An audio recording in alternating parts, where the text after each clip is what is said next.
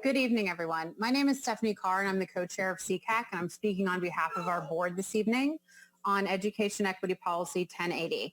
Our testimony is intended to bring attention to some student examples who have been marginalized. Using an equity lens and the remarks from the policy itself, we look at parent participation and professional development as areas of improvement within the policy document. The policy clarifies that HCPSS will provide access and support to maximize student learning regardless of disability status or perceived academic ability, which does align with the Americans with Disability Act of 1990. One parent suggested ADA discrimination for a child who was not allowed a service dog on school campus to assist with needs because this child needed adult support to handle the animal.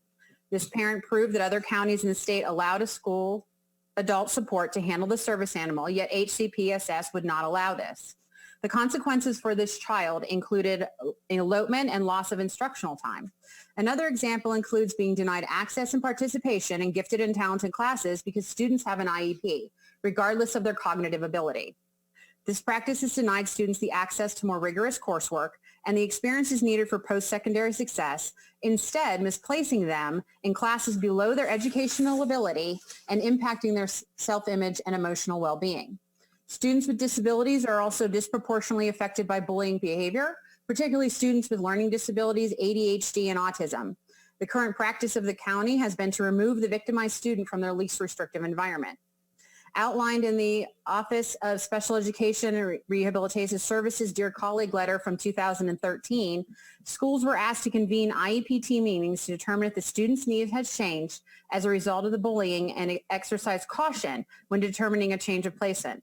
How will the equity policy eliminate bullying of students with disability as a barrier to receiving meaningful benefit from their IEPs in their current environment? The policy details that the Office of Diversity, Equity, and Inclusion will plan, facilitate training and development related to these educational goals on a number of issues and areas. For example, anti-racism, bias, trauma-informed, and health hearing. Nowhere does it mention professional development in disability awareness and culture. Parents have raised concerns that their children have been told they are just lazy, not attentive enough, or should just try harder and they would be successful in school. Parents have also raised concerns about non-disabled peers calling their child stupid or being told their disability didn't exist and they were just dumb.